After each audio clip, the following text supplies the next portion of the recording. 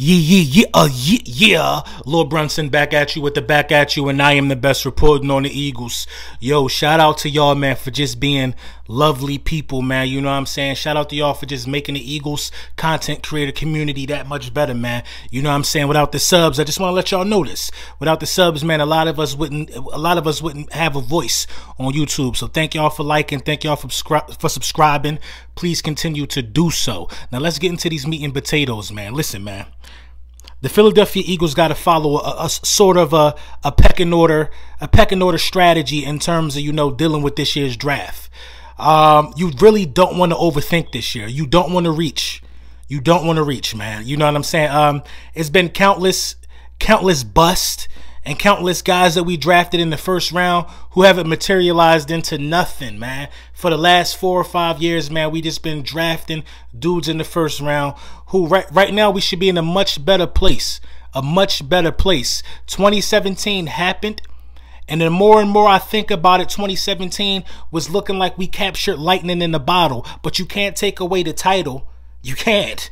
If it was lightning in the bottle or not, we did win Super Bowl 52, but a lot of the moves that happened, you know, after that Super Bowl and the season leading up to that Super Bowl brought us here. A lot of things that happened to get us to Super Bowl got us here. Drafting Derek Barnett, for instance, in the first round, but we're going to get into that a little later. I'm not going to say Derek Barnett is a bust, but it was the wrong pick in the first round of the 2018 draft, especially being as though, you know, he can't stay healthy or he hasn't been as impactful as the 14th overall pick should be. You know what I mean? You expect your 14th overall pick to be able to make some noise for you. You know what I mean? If the Philadelphia Eagles have had fair draft position, man. They've had fair draft position. You know what I'm saying? We've had a top 10 pick since the Super Bowl. We've had a number 14 pick the year of the Super Bowl.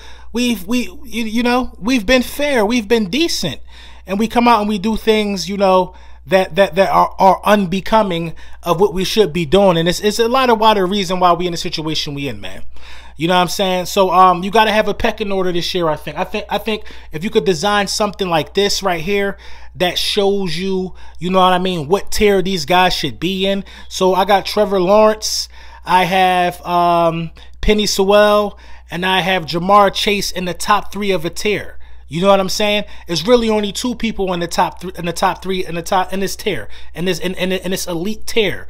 You know what I mean? It's only 2 people really, because Trevor Lawrence ain't bouncing down to 6. But if it does happen, if by some miracle Trevor Lawrence is on the board, the Philadelphia Eagles almost have to take him. Almost have to take him. The Philadelphia Eagles are an organization that put themselves in a position that they have to bet against themselves now. We got to bet against ourselves because we don't trust ourselves. That's the name of the game the Philadelphia Eagles are in. They're officially in the end game. They're in the end game right now. So the Philadelphia Eagles, you know, those are the 3 top tier guys. Like if they're on the board at 6 or whatever you do to move up to get one of those dudes or something like that, I think the Philadelphia Eagles will pull the trigger on a guy like that if he's staring at him in the face. Jamar Chase, Trevor Lawrence, or Penny Sewell. Those 3 guys right there. Now, if those 3 guys are gone, you also have another 3 guys that you can fall back on.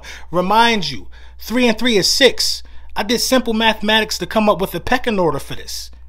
You pick at 6. One of these 6 guys is going to be there. You know what I'm saying? And the other 3 guys in the pecking order, I have Micah Parsons, I have Kyle Pitts, and I have Devontae Smith. Now, out of Trevor Lawrence, Penny Sewell, Jamar Chase, Micah Parsons, Kyle Pitts, and Devontae Smith, you got to get one of those 6 players to make this make sense. You have to get one of those 6 players. And if the Philadelphia Eagles follow the simple formula of that pecking order, listen, if 5 people pick and you 6, one of them dudes going to be there, right? One of them dudes going to be there. Unless one of these teams get 2 picks, get to pick 2 players with 1 pick, one of them dudes going to be there. So you literally cannot mess this up. You just can't mess it up. And then on the outside of that pecking order, I got Jalen Waddle.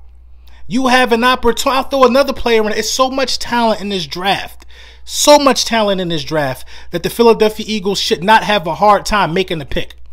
They should not have a hard time making a pick here. If the Philadelphia Eagles do not pick one of those 7 players that I just named with the 6th overall pick, the Philadelphia Eagles have reached. I'm talking about Stretch Armstrong. I'm talking about they've reached the heavens. That's how far they reached. That's how far they reached. And they want to avoid a situation like that because we in dangerous water, ladies and gentlemen. We are treading to being somewhere over 50 million in dead cap. We will continue to release people.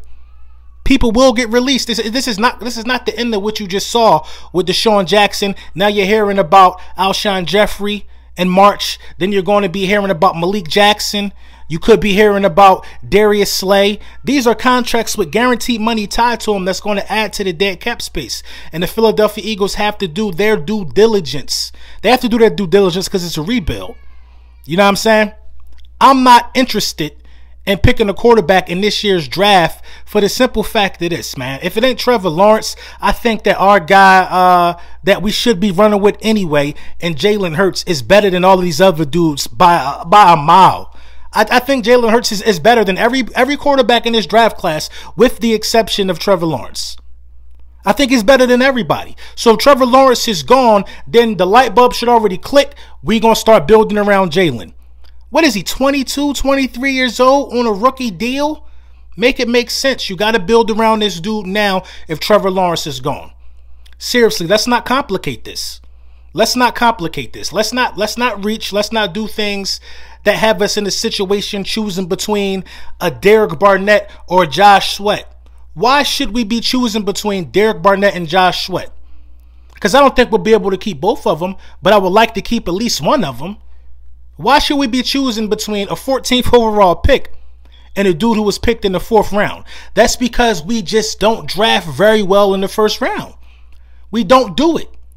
We don't draft very well in the 1st round. We're unsure. We shy away from the big names. I don't understand it. I don't understand it.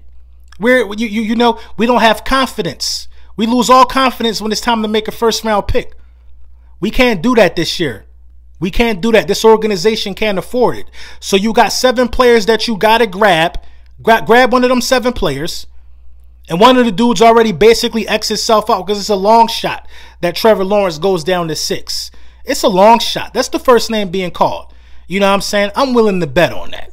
That's the first name being called. And if by some miracle that it ain't, then he's the second. It's just that crazy. You know what I'm saying? So the Philadelphia Eagles got to do their due diligence in making sure that this 1st round pick is somebody that's ready to play immediately.